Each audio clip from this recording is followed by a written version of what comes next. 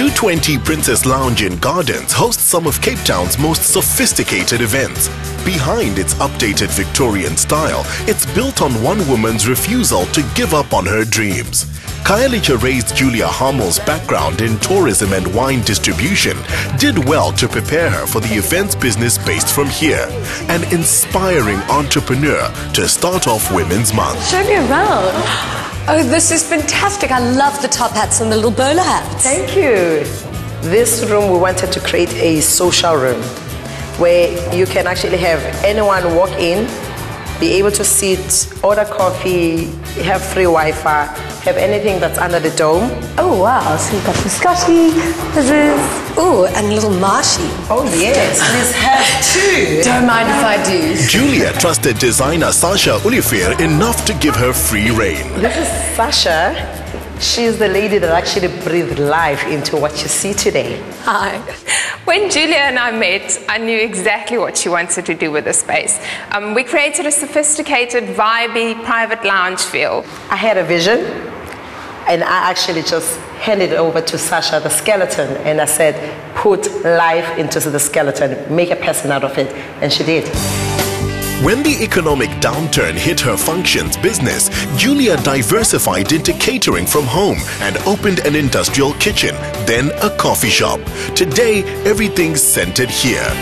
The decor theme downstairs reflects not only her vibrant personality, but also her husband and business partner Mark's more serious nature.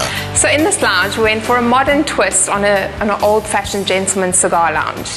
What Sasha did was actually create a bit of light with the wallpaper because the room is extremely dark. It added a slight feminine touch with the roses, but still giving it quite a manly, masculine cigar lounge feel. We did a modern version of a traditional stag head and mounted it on the wall clock. We upcycled the lamp, which was a surveyor's old landmarking tripod. We used a large globe and added some silver leaf in a checkerboard design.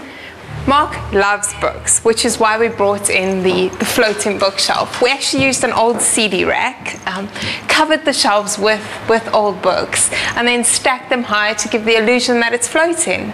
It's amazing, isn't it? It really does give a library feel to the room. It does, especially with the old wingbacks. One can just imagine sitting down and reading a book, having a cup of coffee. Mark's teaching background comes through in the books. The fresh tulips and stargazers are pure Julia. And in the entrance, they've given credit to those who made this all happen. So, what are these names? These are all our contractors that actually make this house possible. So basically what we wanted to do is actually pay tribute to everyone that actually made this dream, possible. Now I'm dying to see the upstairs. Come on up. If the ground floor is a mix of classic and eclectic, then to take the stairs is to journey into a totally creative space they've called the Brain Box. This is where Julia's Canadian husband Mark gets to watch his wife of 5 years conjure up events and food concepts. His own calm, earnest nature is better suited to making her ideas work in practice.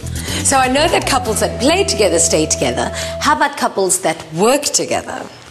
When we met online and we felt that we clicked enough to basically date for 2 years from Cape to Cairo, I came to Cape Town, joined the business, and we have found a way to carry that dynamic in our personal lives over into our public life, in our company. Julia is the business sense and I'm the incense. So we have a very nice dynamic when we need to, and it complements the fact that we have a nice place to work with. Have you painted your entire offices in chalkboard paint? Actually not. The recommendation from Sasha was that we use roof paint because not only was it cheaper, but it wouldn't actually leave any marks. Tell you what, Jean, why don't we show you how easy that works? Oh my goodness! It just comes right off without leaving any of that powdery residue. It's great because when you're working with schedules that can change daily, exactly, you don't need to sit there and wash it.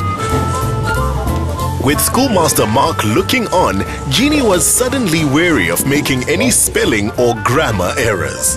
I could have been a doctor with this handwriting. Love it, love it. Oh, this looks fun. Give it a go. Oh my goodness. I can't do this.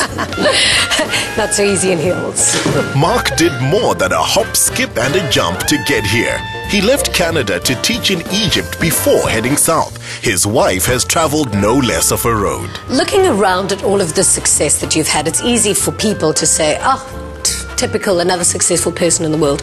But your journey to this success is somewhat different. This was started from scratch. I didn't have a single cent to my name. All I had was a client who actually wanted an event.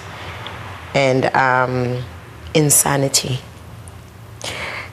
I'm gonna say insanity because basically I just did what I think today I probably would never be brave to do. I walked into a bank, Standard Bank, and I said, all I want is for you to open a business account for me. I would like to apply for an overdraft, and I'd like to apply for a credit card. And so I think I was crazy, but I had nothing to lose. I had more to lose leaving Standard Bank at the time because I had no money to go back home with. And I sorted out my first event with that. And that was the birth of Global Focus. Julia and Mark also welcomed 2 children, Mbali and Xavier, into the world. And with their parents' enterprising spirit, they should grow up just fine.